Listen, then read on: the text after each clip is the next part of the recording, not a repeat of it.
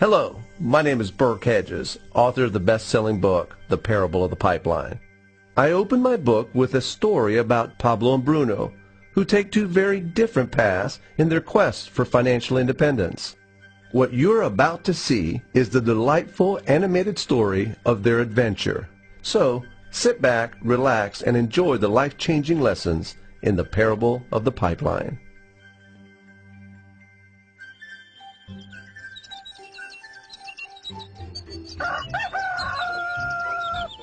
Far away, in a small village, near a beautiful valley, lived two friends, Pablo and Bruno. They were both young and dreamed of a better life for themselves. They'd often discuss their dreams about how they would become the most successful men in the village.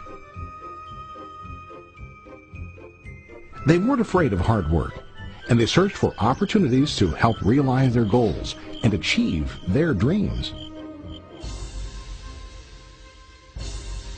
One day, an opportunity presented itself.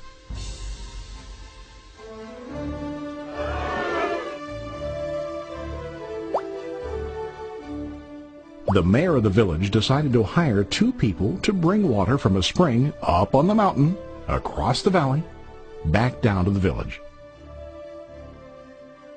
They were to be paid based on the amount of water delivered to the village. Bruno and Pablo enthusiastically got to work. Every day, from morning till evening, they carried buckets to and from the spring. They worked hard, carrying water to the village. In the evening, they'd return home with their day's wages.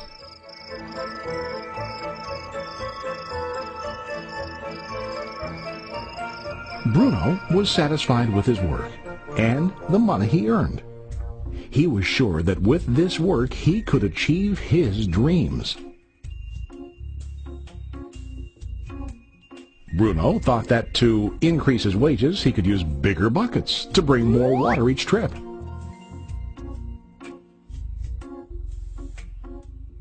He believed with a larger income he would soon be able to buy a cow and the house that he dreamed about.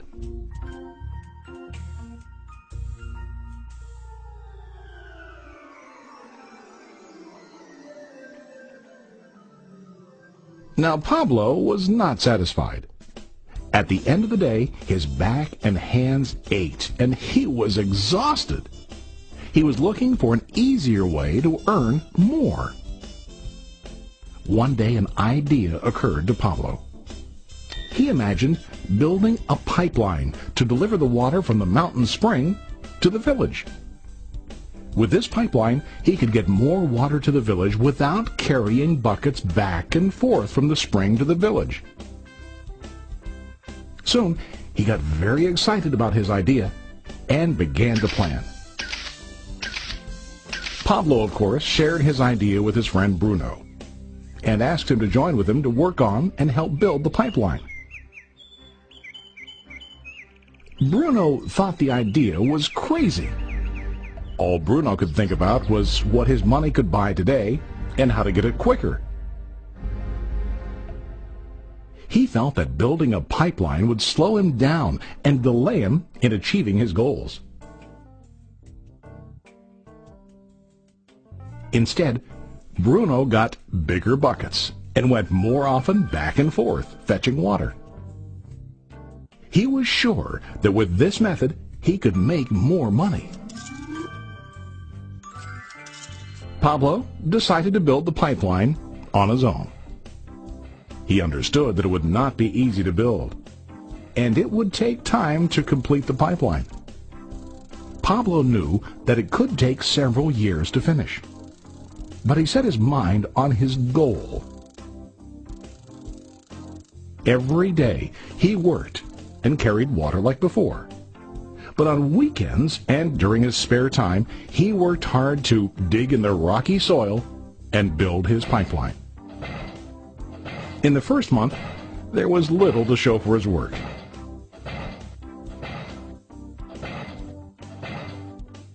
Bruno and the villagers laughed and teased him. They called him Pablo the Pipeline Man.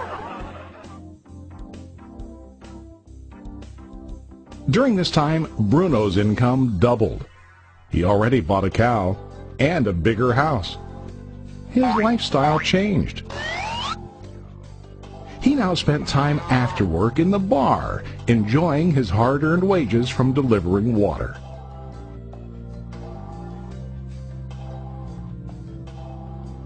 What Bruno didn't realize was that his body was starting to stoop from carrying the heavy buckets every day.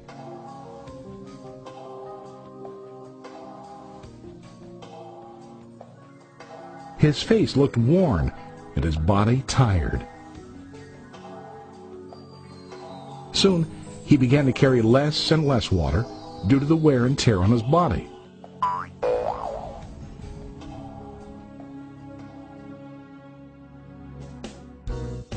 Month after month, Pablo worked. Soon a year passed, and then a second year. Finally, Pablo finished his pipeline. He now used his pipeline to deliver water to the village instead of carrying buckets. Pablo was now earning more money than ever before. The water continued flowing to the village, while Pablo wasn't working. While he slept and ate, the water flowed. Pablo was happy and proud of his insight, persistence, and hard work. Now his income flowed as long as the water flowed through his pipeline.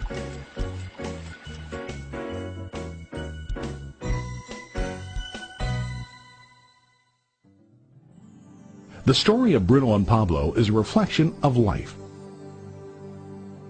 Their jobs symbolize what most people do to earn money. Bruno gets his money using buckets.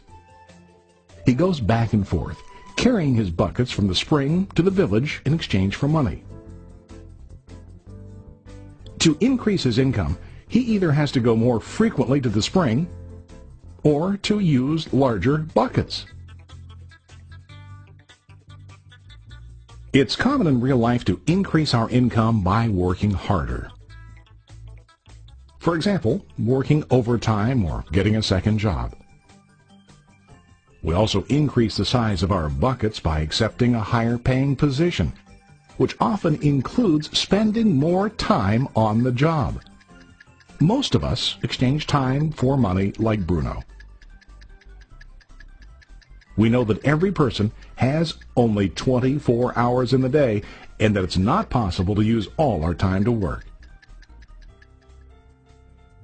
The most difficult time comes when we can no longer exchange time for money due to age, health, or other reasons. Then, our income stops. Now let's review what Pablo did. Very wisely, Pablo did not exchange all of his time for a limited income, but he used some of his time to build a pipeline. He knew that the pipeline would bring ongoing income as long as the water flowed. An ongoing income that multiplied the time he worked each day. Pablo knew that someday, maybe because of age or health, he would no longer be able to exchange his available time for money. Pablo knew that if he could make his idea of a pipeline work, then he only has to do the hard work of building the pipeline. After the pipeline was completed, Pablo was able to monitor and maintain the flow of water to ensure that his income will continue. Pablo has shown us that to earn an income, we don't always have to directly exchange time for money. There really are better ways. How about you? Are you still like Bruno, who directly exchanges time for money? Or do you want to be like Pablo, building and maintaining a pipeline for ongoing income?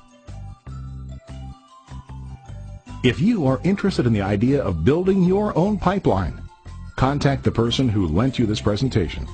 You can start building your pipeline